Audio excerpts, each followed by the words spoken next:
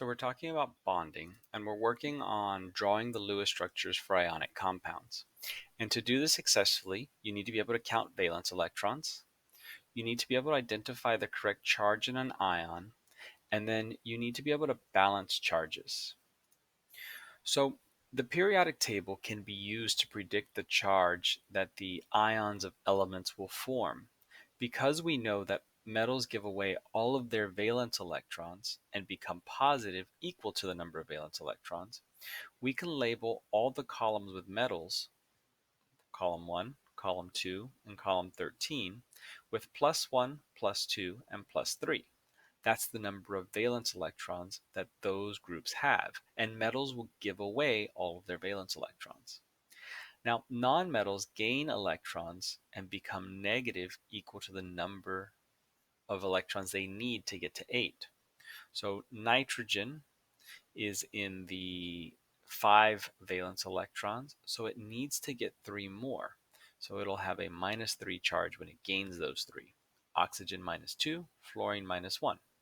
And I often think about it from the point of view of the noble gases. Everything's trying to look like a noble gas. So like neon, for example.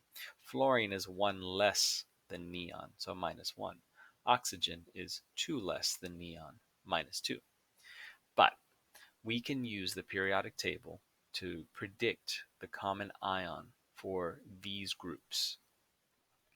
Now, what ionic bonding is, it's the transfer of electrons, and after that transfer happens is when the ions form.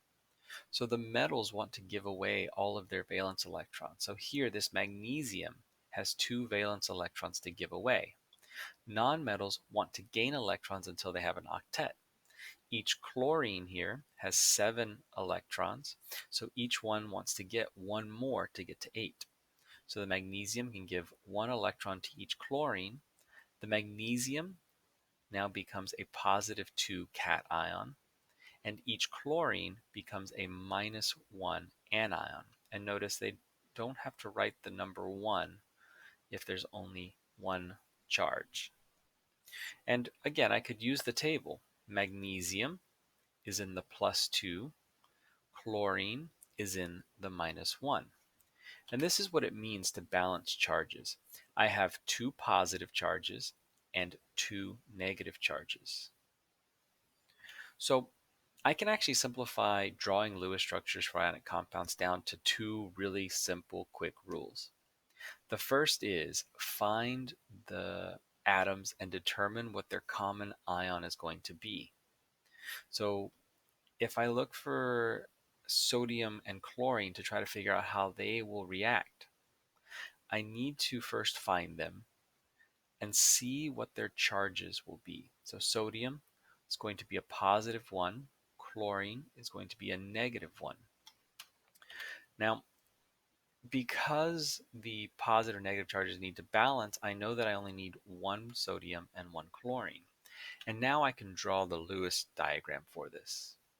When we draw the Lewis diagram for ionic compounds, I'm going to draw the metal with no electrons because it gives away all of its valence electrons, and the positive charge. And the nonmetal will always have 8 electrons with a negative charge. And we often use brackets around the nonmetal to show that it's holding the electrons. Now, this positive and negative charge depends on what the common ion would be. But let's take a quick look at 2 more examples. The rule is the charges have to balance. So if I'm reacting potassium with sulfur, potassium has 1 valence electron and wants to become +1. Sulfur needs 2 valence electrons, so it's going to be -2. But notice the metals have no electrons. They each have a positive equal to the number of valence electrons they started with. The nonmetal has 8, and it has a minus equal to the number of electrons it gained. Here's another example, same thing. Calcium has 2 valence electrons to give away, no electrons left, +2 charge. Chlorines each gained 1 electron. They both have 8 electrons now with a -1 charge.